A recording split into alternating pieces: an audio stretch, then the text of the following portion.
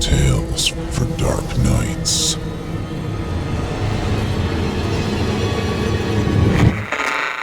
Want to make sure you never miss a Chilling Tales for Dark Nights video again? Be sure to subscribe and hit that bell to turn on notifications. It's time to turn off the lights and turn on the dark. Chilling tales for dark nights.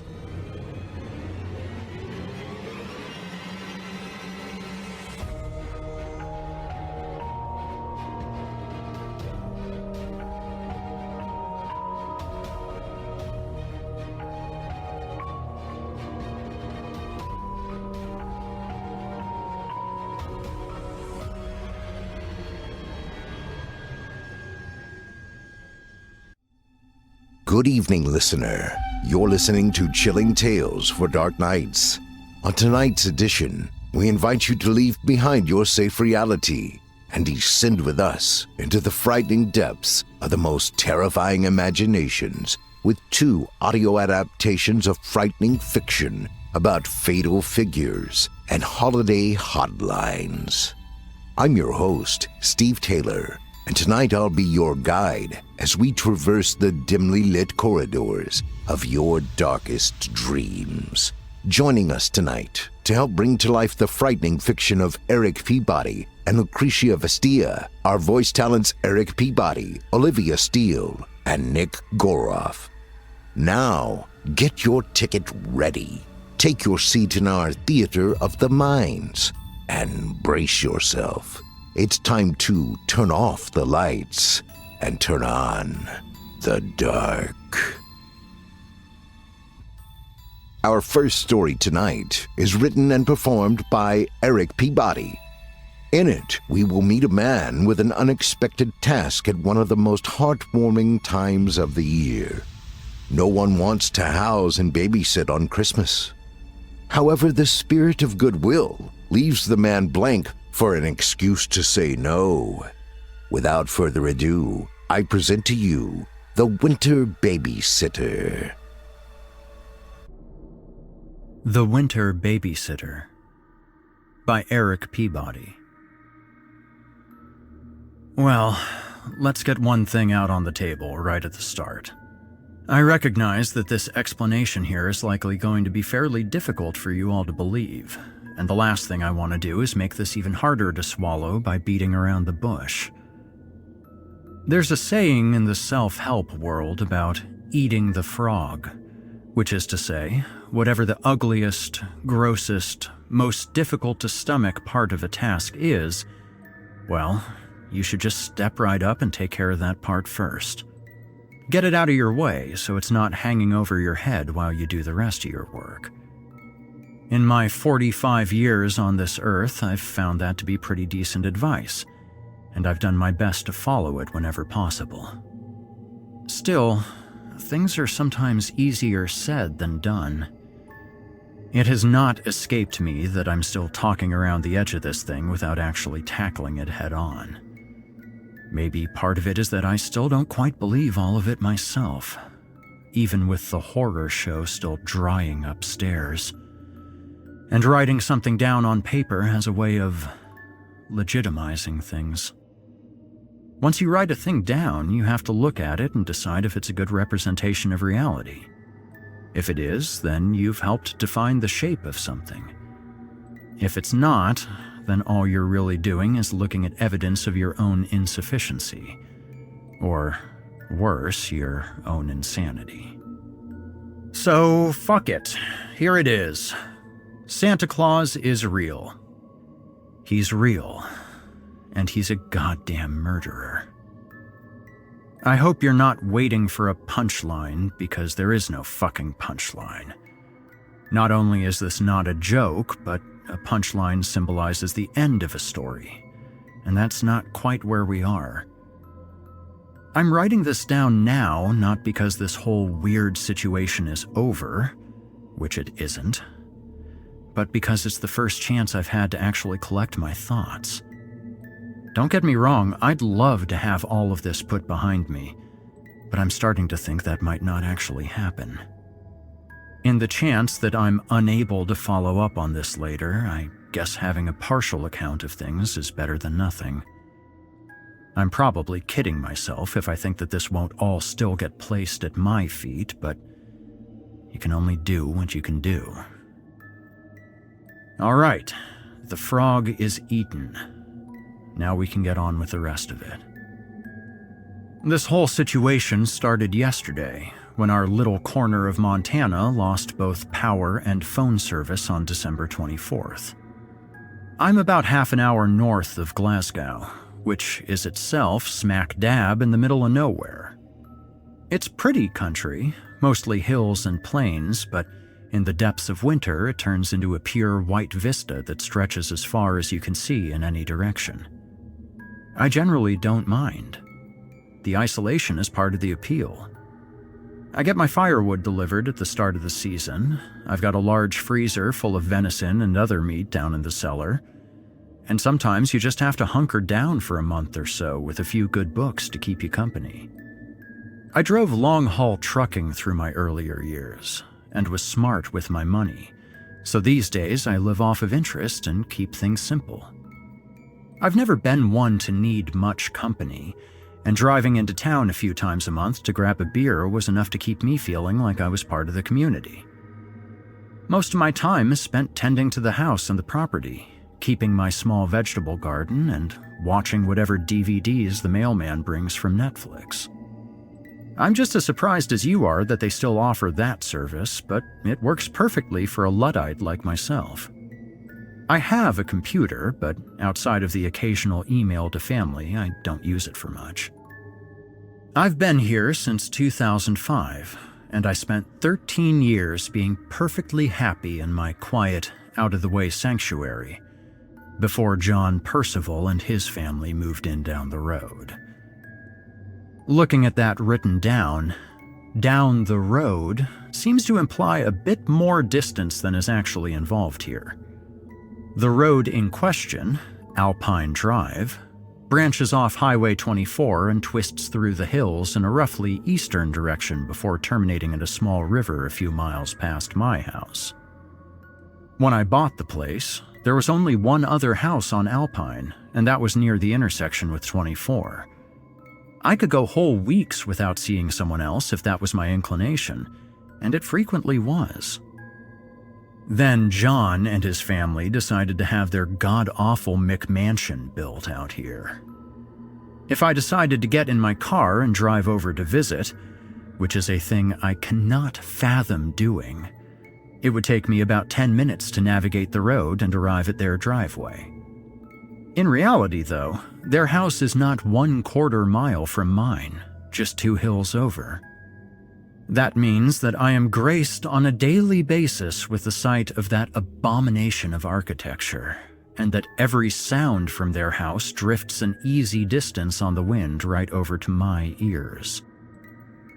I can best describe John as being a privileged piece of shit. He's tall and thin, with a posture that seemed determined to make him look like a vulture. For some reason, he insists on keeping a beard on his face, if you could call that loose scraggle of wiry hair a beard. To the best of my knowledge, he does something with computers, but we never talked enough for me to get all the basics. I endured 6 months of disruptive construction while they were building his house before I even had a chance to meet the man.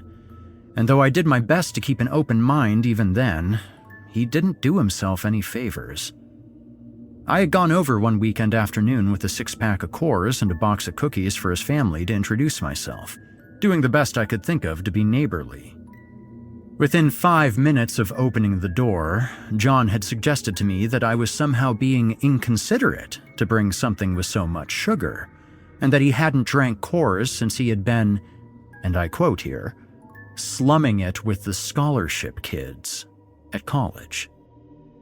I held out another 15 minutes before finding some excuse and heading home, but had still had the misfortune to meet his wife and son.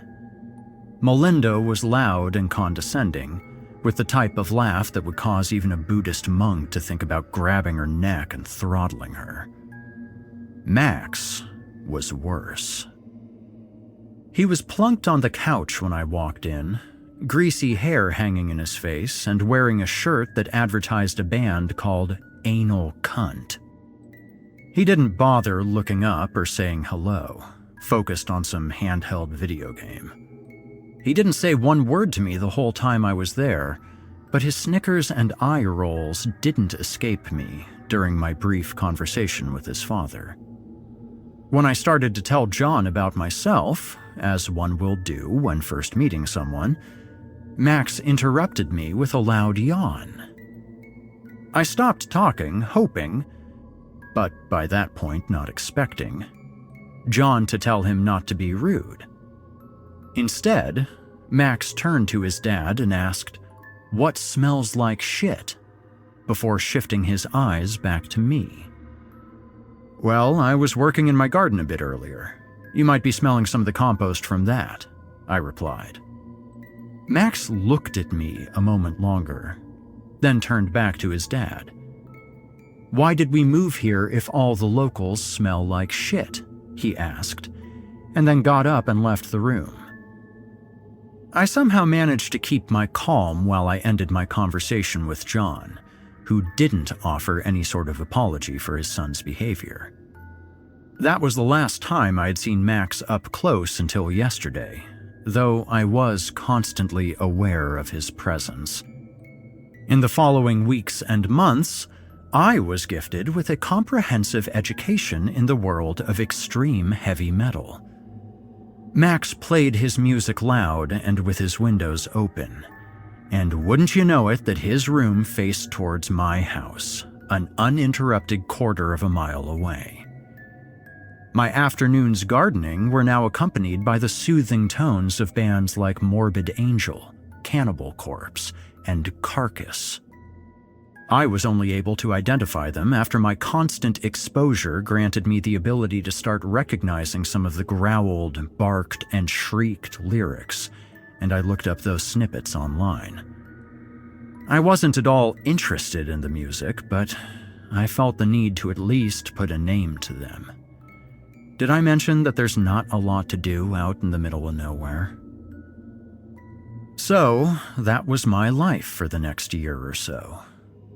John and his charming family moved in during late September 2018. As of this writing, I have spent 15 months in the aural shadow of a dumb fucking teenager with terrible taste in music. I started going into town more, and also spent more time inside than outside so that the music would at least be a little muffled. I tried talking to John about it a few times, but he wasn't interested in meeting me halfway. In his eyes, he had paid good money to live where he did, and it wasn't his problem if anyone else disliked his family's lifestyle. I am not particularly comforted by the fact that Max is now dead. He was a horrible kid, but horrible kids sometimes turn out okay, all things said and done. At the very least, he deserved the chance. I will not miss his constant bombardment on my life, but I would never have wished serious ill upon him. Still, I suppose there is some irony in the fact that his bedroom now looks like the album art for one of those revolting CDs he listened to. I was there. I saw it. I suppose that brings me to the actual issue at hand. I mentioned that the whole thing started yesterday, but I guess it actually goes back a bit farther than that. 2 weeks ago, on the 12th or so, John Percival knocked on my door. It's the first time that he'd ever come over, and I'm not quite sure if he was looking for help or delivering a veiled threat. Like I mentioned, the Percivals and I weren't on the most friendly terms, and I can only imagine what their thoughts of me were.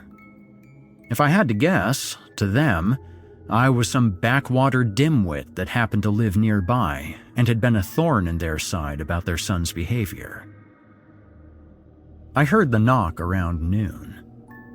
I put down my sandwich and went to answer the door. When I opened it and saw John, I didn't invite him inside, and he didn't ask. It had been cold out, as the middle of December usually is, but we'd had a few days of unseasonably warm weather, and he didn't look too uncomfortable in his turtleneck sweater and jeans. The snow had even started to melt. I was more than a little surprised to see John at my door. The sound of blast-beat drums and screeching guitars drifted in the front door from their house. After a moment, I said, "Hi, John," but didn't have a chance for more before he cut me off. Maybe I would have invited him in if I had gotten the opportunity. Who knows? "So, Melinda and I are going out of town for a while," he said, with a tone like I was the one imposing on him. "We're visiting some family in Florida. Max is staying here. He doesn't like flying, and he's old enough to take care of himself for a few weeks. I trust there won't be any trouble." That last sentence had an odd inflection, and I wondered if he was questioning the wisdom of leaving Max home alone, or if he was telling me to not start any shit with the kid. Okay," I responded. I wasn't sure what John was actually looking for here. He reached into his pocket and withdrew a small something, which he handed to me. "Here's the number we'll be at," he said, and I saw with some amusement that it was his business card, with a handwritten phone number on the back. "If anything happens, this is how you can reach us. You..." He hesitated for a moment, his eyes darting over my shoulder into the living room. "You do have a phone, right?" "Yep," I said, not missing a beat. "I traded a couple of jugs of moonshine for one last year." "Okay, good," he replied, missing the sarcasm. "We should be back by the first of the year." He hesitated for a moment, apparently searching his brain for anything that he had missed. "All right then, goodbye." With that, he started to walk down the front steps and towards the driveway, where I could see his BMW. No thank you, no Merry Christmas, no nothing.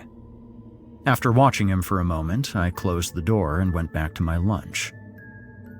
So, my Christmas gift from my lovely neighbors was a couple of thankless weeks making sure their horrible child didn't die in their absence. I was irritated, sure, but more by John's presumption and general attitude than I was by the actual task.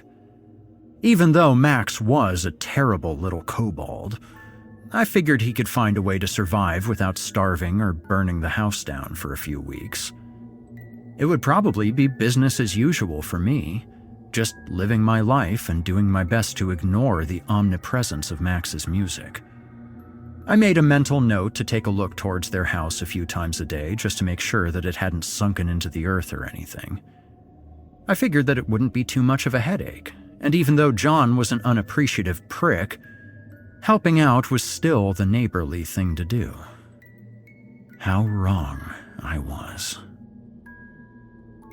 Things went about as I expected for a while.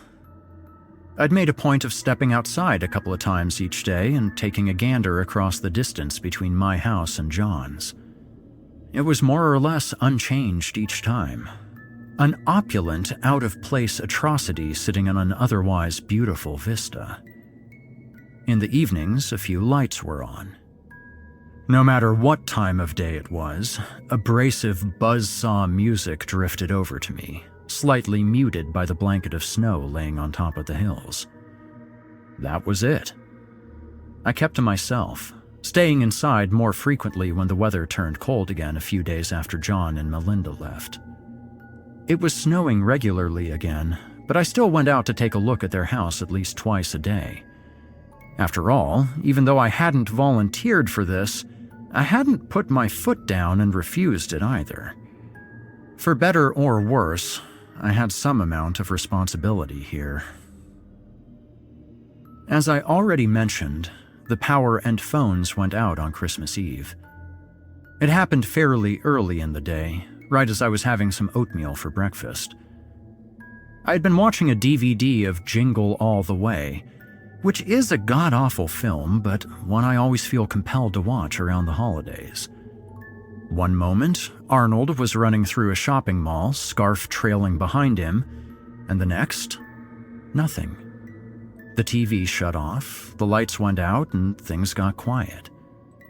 I could still hear the crackling of the fire in the fireplace, but it took me a few moments to realize that was all that I could hear. For the first time in months, there was no death metal dancing at the periphery of my hearing. True, I was without power, but so was Max. It put a smile on my face. After finishing my breakfast, I went outside and looked over at the Percival's house. It briefly crossed my mind to go over and check on the kid, but I quickly dismissed it. My truck had four-wheel drive, but it would still be a bit of a trek over there, and my only thanks would likely be a healthy dose of snide bullshit. I made a mental note to check in an hour to see if smoke was coming out of their chimney. If it was, then Max would have gotten a fire started, and would probably be just fine. I didn't know if the power would be out for 10 minutes or 10 days, but my experience had been that it tended to take a while for the power company to fix things this far out in no man's land during the winter. I went back inside, tossed on an extra sweater, and sat down with a book. The majority of that day was peaceful in a way that I had truly missed. Sure, there were no lights or television, but it was the first true silence I'd had in months, and I was relishing it. I had looked out the window towards John's house around noon and had seen smoke drifting out of the chimney. The house didn't appear to be on fire, so I figured things were all right. I returned to my book. Hours later, around 6 in the evening, I checked on Max again, and nothing appeared changed. It was full dark out, and there was no reason to stay up, so I turned in for the night and went to sleep. Somewhere in the middle of the night, I woke up suddenly to the sound of glass breaking. It was so quiet that for a minute I thought I was dreaming. Then I heard the distant sound of someone shouting and came awake. I had no idea what time it was, and my brain was still foggy with sleep. The first thing I thought was that Max had broken into my house for some reason or another. Then, as I continued to fully come into consciousness, I realized that the sounds were muffled and couldn't have come from within my house, which only left one option. I stumbled out of bed and into the kitchen, which had the closest window facing the Percival's house. I could see what looked like the light of a battery-powered electric lamp in one of the upstairs rooms, and shadows were moving back and forth in front of it. It was too far away for me to make out details, but my first impression was that there was some struggle going on. I started to turn away from the window, planning on getting over to the house as quickly as possible, but then something caught my eye, and I stopped. The sky was clear, and the moon was mostly full, so there was just enough ambient light for me to notice that something was strange about their house. I couldn't make out details at this distance, but it looked like some amorphous shape was on their roof. I decided that I didn't have time to puzzle out what was going on. There was obviously something bad happening, and whether or not I liked the kid, he needed my help. I tossed on some warm clothes, my good boots, and my hat, and then opened the gun safe in the closet. Just like every self-respecting Montana man, I was a hunter and a gun enthusiast. The safe wasn't locked unless I went to town, so it was quick business to open it up and grab the Mossberg 12-gauge. With that in hand, I pocketed a small LED flashlight and went out into the night. I didn't even consider driving over. It would take too long and would also announce my presence to anyone that was in the house. I wasn't sure what I was about to walk into, but I figured it would be best to have the element of surprise. Besides, I was used to hiking in the snow and figured I could make it to the house in about 10 minutes. I stood on my porch for a moment, looking over towards the house and seeing what there was to see. There wasn't much. The light was still on in the window, but I could no longer see movement in front of it. There was also still something on the roof, but it was too dark and far away to make out. I started walking. About 12 minutes later, I was at the front door. It was hideously quiet. I had tried to see what was on the roof as I was approaching, but the angle was wrong, and I decided it wasn't worth circling the house trying to get a better look. The shotgun was in my left hand as I gently tried the doorknob with my right. It was unlocked. The door swung open slowly and noiselessly. There was still a fire burning low in the fireplace, and it cast a flickering glow across the large, high-ceilinged living room. I stood on the threshold for a moment, holding the shotgun in a low, ready position and making sure that none of the dancing shadows were more than they appeared to be. After I was convinced that I had seen all there was to see, I stepped in.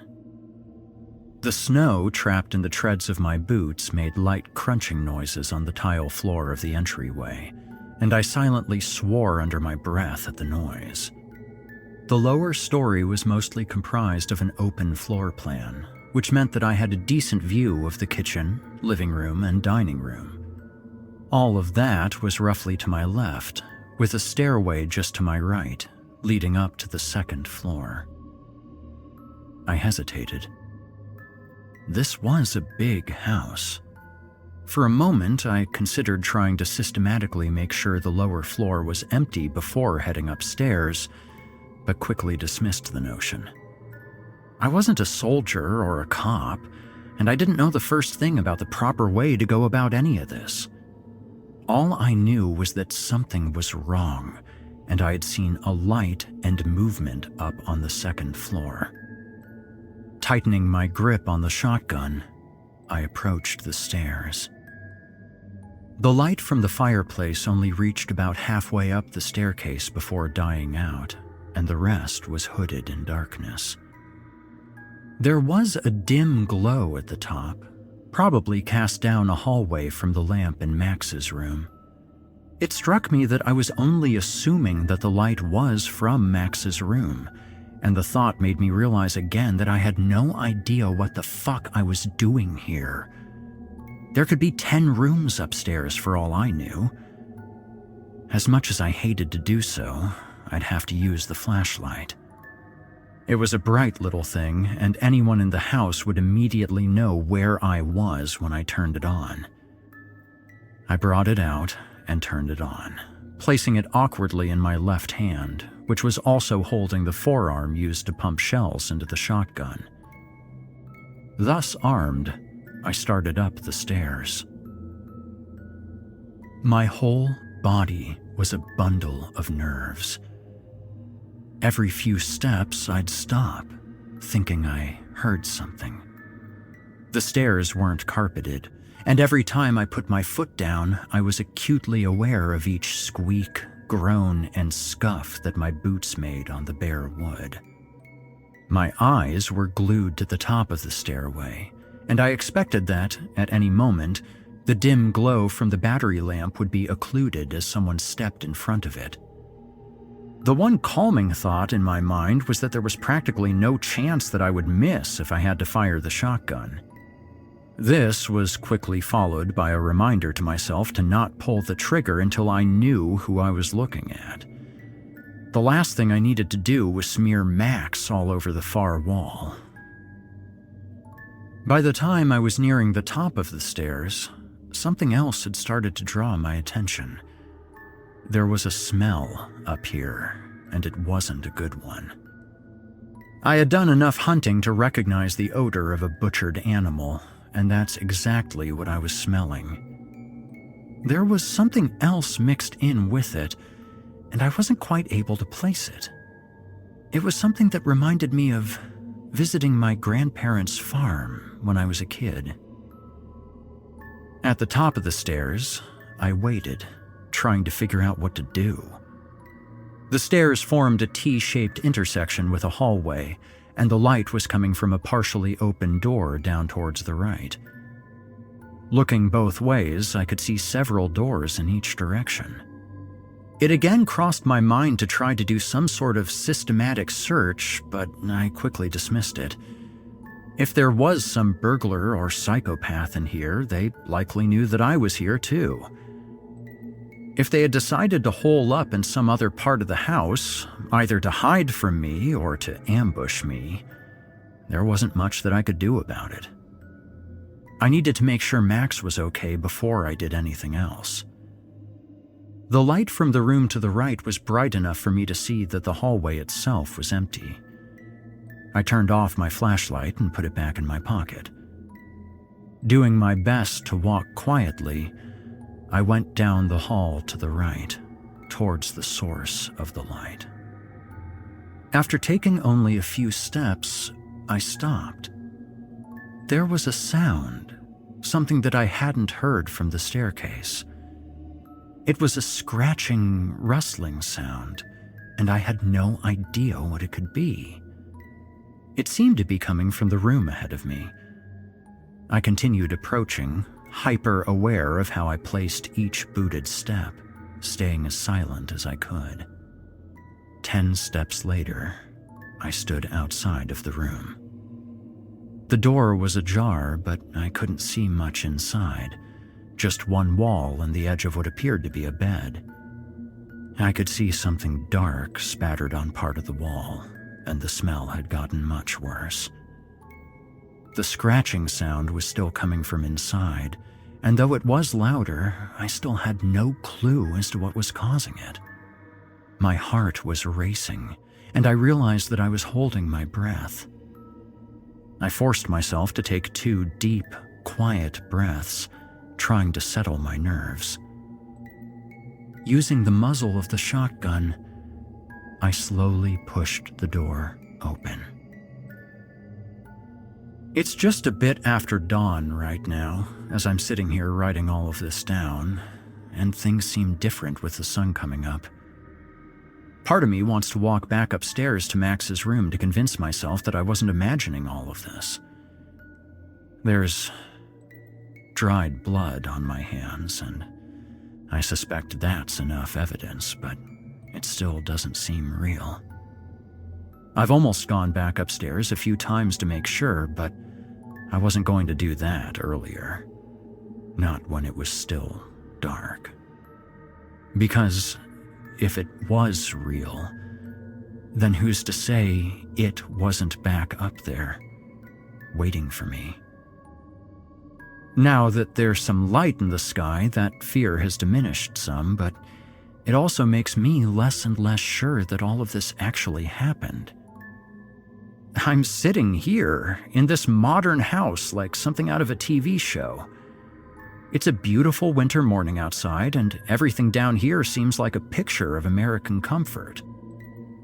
Of course, it's hard for me to convince myself that there's a mutilated body of a young boy upstairs. But there is, and I don't have to go back and look at it again to be sure of that. As the door swung open, the room was revealed in increments.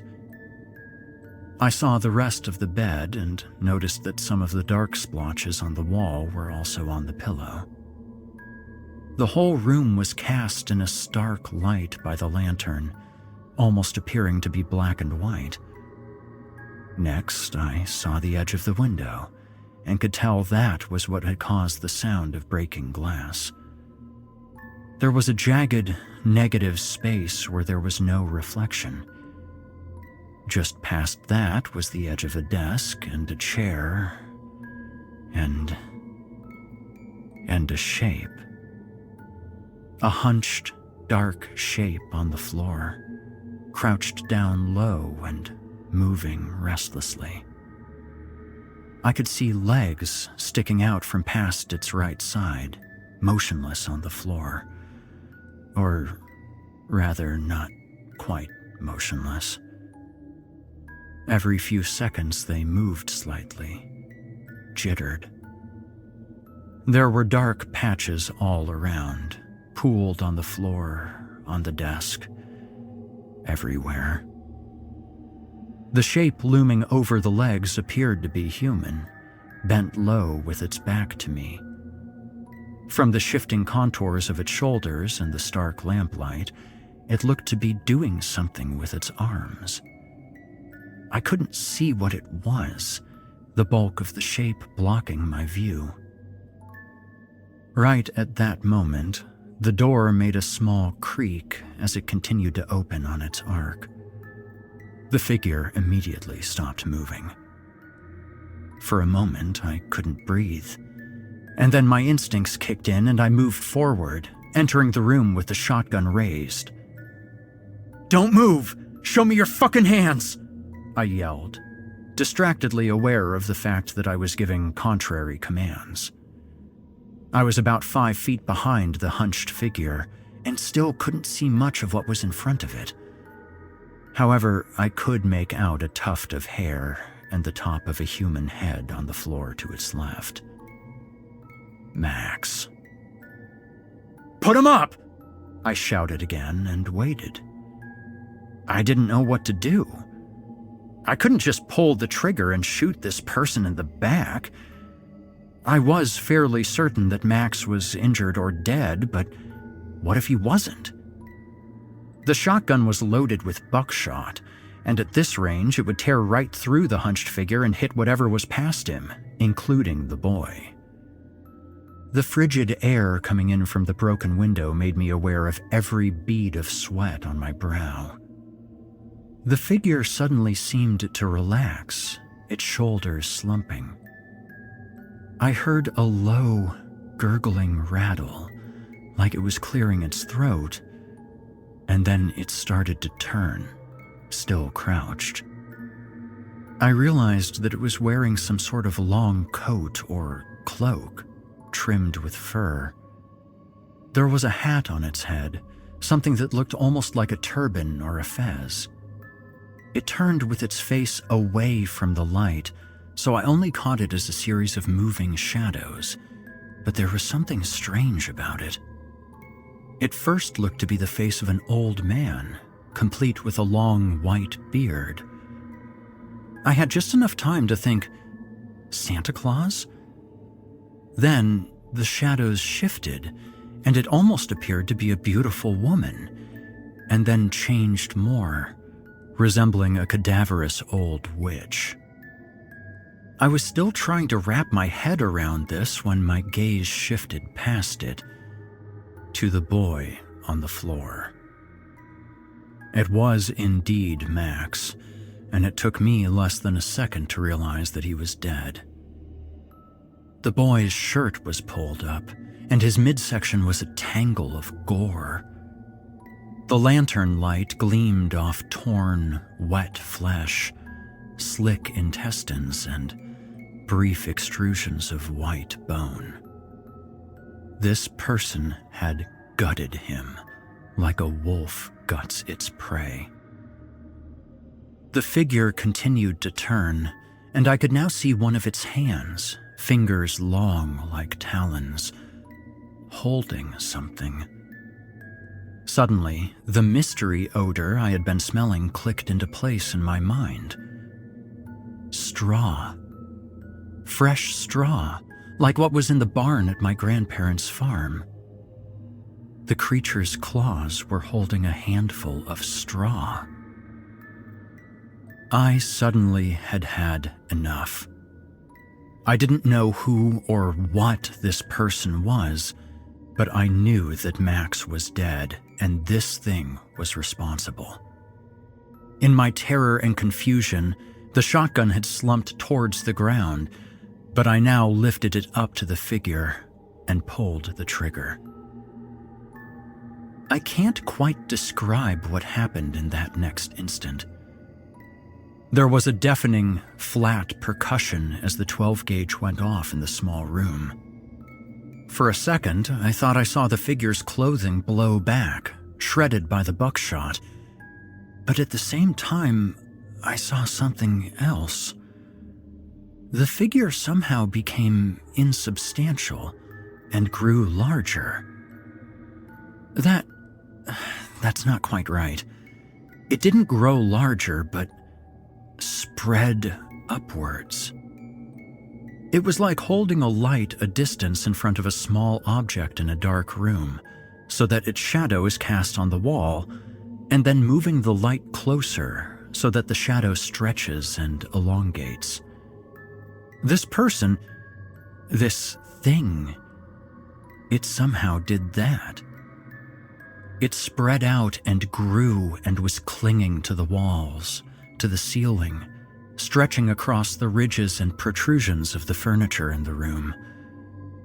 And then, almost too quickly to notice, it coalesced into one spot on the far wall and slid out the window. There's not much else to say. I, of course, ran to the window to look for the thing, but it was gone. I thought I could hear some noise on the roof, but it stopped after a moment. Max was dead on the floor. I briefly checked his pulse at his neck, but knew that it was a worthless gesture. The damage was too extensive, too obvious. After a few minutes, I walked downstairs, shocked. Some time passed, and my brain slowly started working again. I decided that I needed to write all of this down while it was still fresh. First, I hunted through the kitchen cupboards until I found a bottle of whiskey, which helped settle my nerves. I saw that it was just after 2 o'clock in the morning. I sat, and I drank, and I gradually got a hold of myself. So, here we are. I need to go back to my place, clean up, and drive into town. Part of the reason I'm writing this down now is that I'm still not sure that this is all real. I wouldn't be terribly surprised to come back with the sheriff and find that things are different here. Maybe the kid won't have his guts torn open. Maybe all they'll find is a shotgun blast to his midsection. Maybe the body won't even be here at all. Whatever that thing was, it's still out there, and it might come back. Who knows what it can and can't do? Seeing something like what I saw tends to shake your assumptions about reality. It's going to take a while for me to get to town, with the roads covered in snow and all. And I can only imagine that it's going to be a few very long days while this all gets sorted out. Like I mentioned, I suspect I'm going to have a hell of a time convincing the authorities that I didn't kill Max myself. After all, I'm just a recluse living out here in the middle of nowhere. I was alone with the kid. I had motive. Still, there's one thing that makes me think I won't be a prime suspect. Sure, the kid was a headache and I had some sort of reason to want him dead, but why would I have wanted to stuff his guts with straw?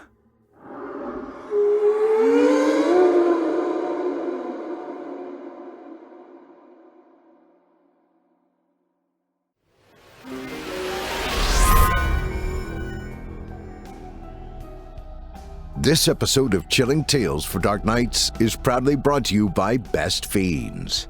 In these modern times, with everyone so immersed in technology, it makes you wonder if people are evolving in a way. All around me, I see people's necks elongating, growing new joints and hinges to look down at their phones. I see their thumbs chittering on their screens with robotic speed and precision, like the dexterous mouth parts of an insect. All while their skulls pulse like beating hearts and glow green at times from the exaggerated wattage underneath. But what are they up to, all these people? I've got a good idea. They're doing what humans were designed to do, at least in my opinion. They're playing the best Match 3 style puzzle/adventure game ever created.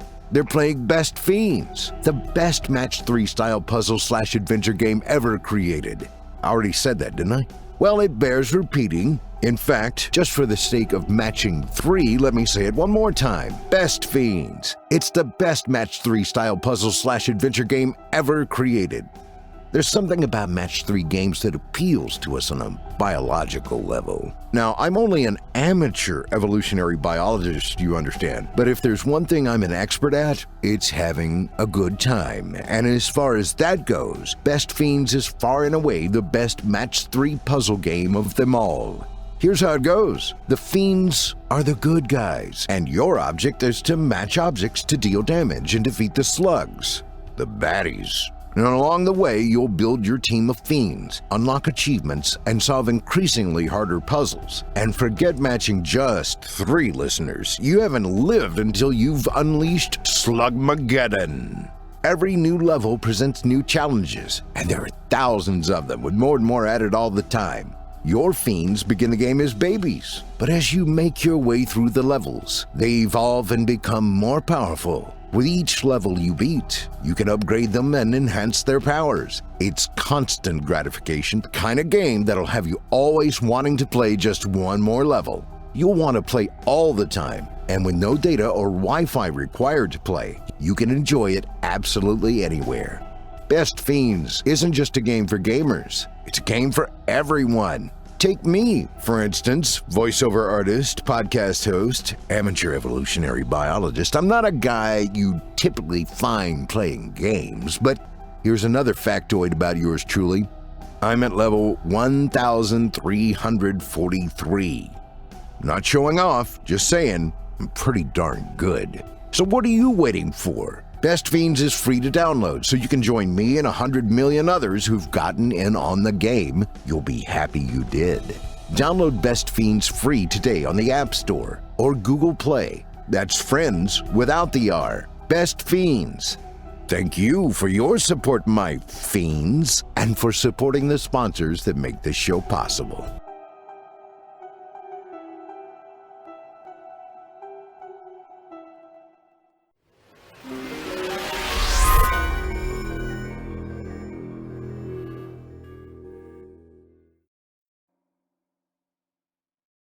I hope you enjoyed The Winter Babysitter, as written and voiced by Erik Peabody.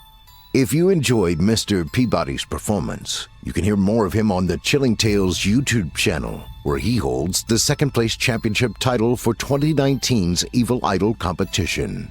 You'll also find more of his work on his website at www.vikingguitar.com. If you check him out, be sure to give him a thumbs up and leave a kind word whenever possible. And tell him you heard him here on this program. It means a lot to us. Up next, we've got a special treat for you, as written by Lucretia Vastea and performed by Nick Goroff, Olivia Steele, and Erik Peabody. In it, we will hear part 1 of a 5-part Christmas series about a call center's busiest time, the holiday season. However, this customer service line isn't all that it appears. Now, without further ado, I present to you shopNshare Part 1.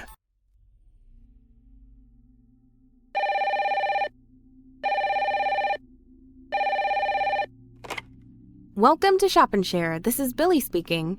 How may I be of assistance? Yeah, the microwave I got from you guys is broken. I want a refund? All right, sir. Can I please have your customer ID? Nah, forgot what it was. That's okay. Name and birth? Ronnie Romano, June 1st, 1978. Thank you, Mr. Romano. Now, I see your last contact with us has been in 2016, so I'm going to need you to update your customer information first. Do you still live in St. John's, Florida at 8053 Bridge Drive? Look, lady, I don't got all night. The goose ain't cooking itself, you know? I bought this piece of shit from you guys, now it's broken, and I want to send it back. I need my refund, and pronto. Christmas has left a hole in my pocket that ain't getting stitched before January. You feel me? Oh, I do. I completely understand, sir, but first I'm going to need to update your... Is there somebody else I could speak to? I don't think you understand my problem. All right, we'll update your information later. Let's see now. Your microwave is broken. Is it the Sharp R204S you purchased last year? It hasn't been a year yet. Actually, I see the purchase has been made by Ms. Isabella Lee. However, the invoice is in your name? Yeah, that's my cousin. This was her Christmas present to me. I have the invoice and everything in case I need to call it in, and this is what I'm doing. I'm calling it in. Sir, are you familiar with our returns and refunds policy? Have you read the bit about the warranty claim? I have, and I told you. It's broken, and I'm sending it in because it hasn't been a full year yet. Actually, it's been 1 year and 2 days since the original purchase. The warranty... Bullshit. Sir, I'm going to have to ask you to lower... This is bullshit. I received this piece of shit on the 28th of December, 2017. My cousin told me she got it on the 24th, so if it breaks down, I have 1 year starting the 24th of December to call it in. And guess what, bitch? It's the 24th of December, 1 year later, and this piece of crap is broken. Like your dreams. Broken. I'm sorry to hear that, sir. You better be. I want a 2-day extension to my 1-year warranty for my trouble. There. Can you do that, lady? I'm sorry, sir, but... If not, I need to speak to your manager. No backtalk. What's your name again? You don't want to be doing this, Mr. Romano. Trust me, you don't. Your manager, woman. Now. All right, you asked for it. Please hold.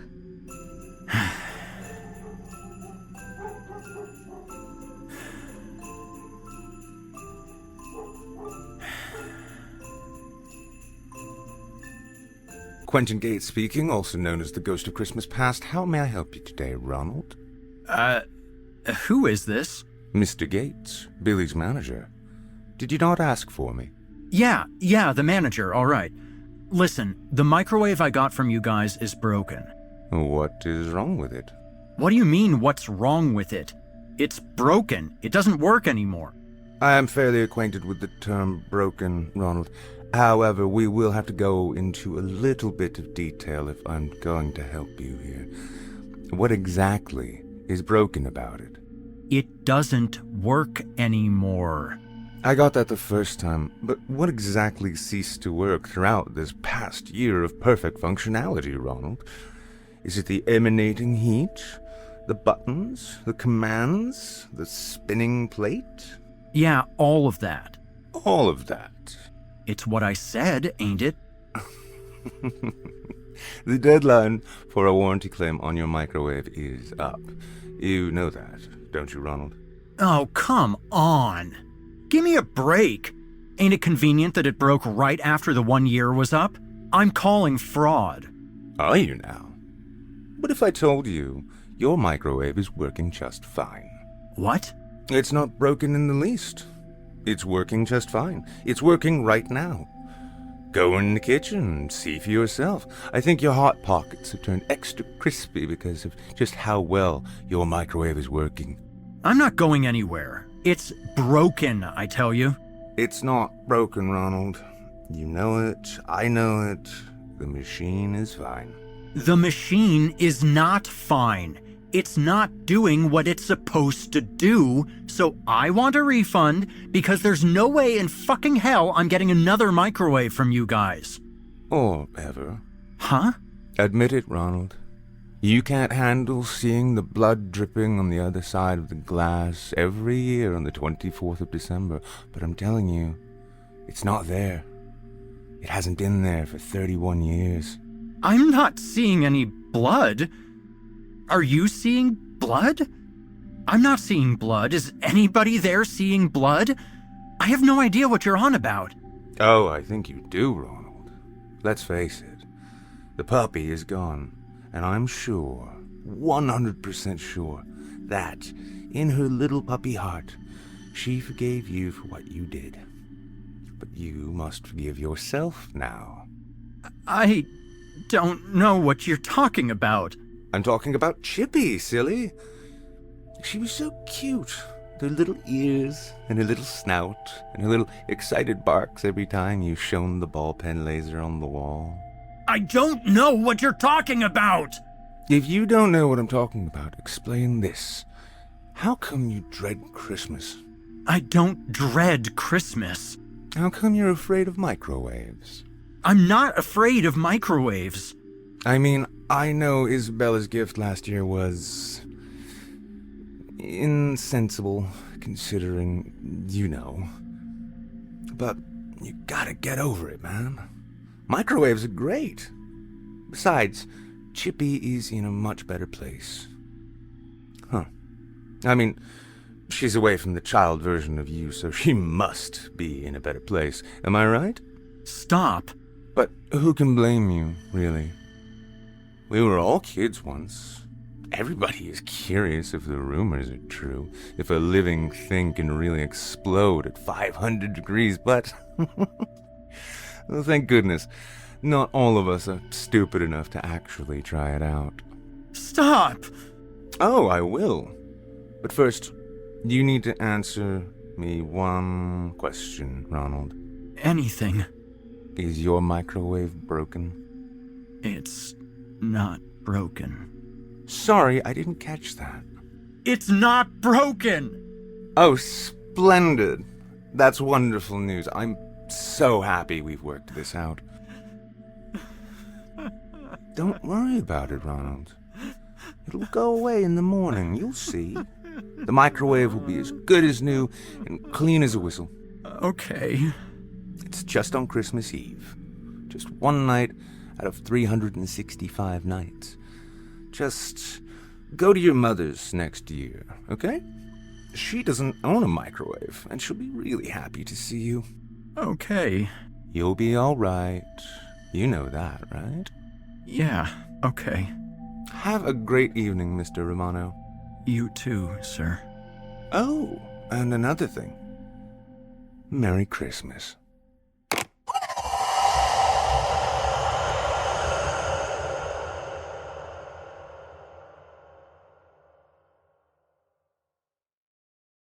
I hope you enjoyed Shop and Share Part 1, as written by Lucretia Vastea and voiced by Nick Goroff, Olivia Steele, and Erik Peabody.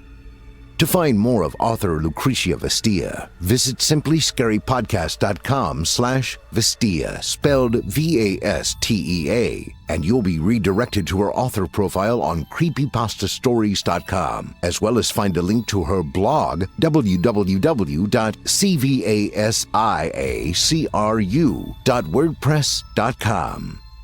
Voice actor and 2016 Evil Idol champion Nick Goroff's talents can be found on our very own Chilling Tales for Dark Nights YouTube channel, as well as on past episodes of the Simply Scary podcast. And as a reminder, you can hear more of Olivia Steele and Erik Peabody right here on our official YouTube channel. Be sure to let them know you heard them here. You won't be sorry that you did. Now, our weekly descent into the depths is just about to come to a close. But before we go, I'd like to take a moment to thank you for joining us tonight, wish you a spooky holiday, and remind you to take a moment to stop by our iTunes page and leave Chilling Tales for Dark Nights a 5-star review and a kind word, and follow us on Facebook, Twitter, and Instagram if you haven't already. And of course, subscribe to us on YouTube, where you can find an archive of our work going back to 2012. And consider signing up as a patron at our website, chillingtalesfordarknights.com, to show your support and get all of our content ad-free. I'm your host, Steve Taylor, and it's been a pleasure. Tune in again next week when we once again turn off the lights and turn on the dark. Sweet dreams, listener. Sweet dreams.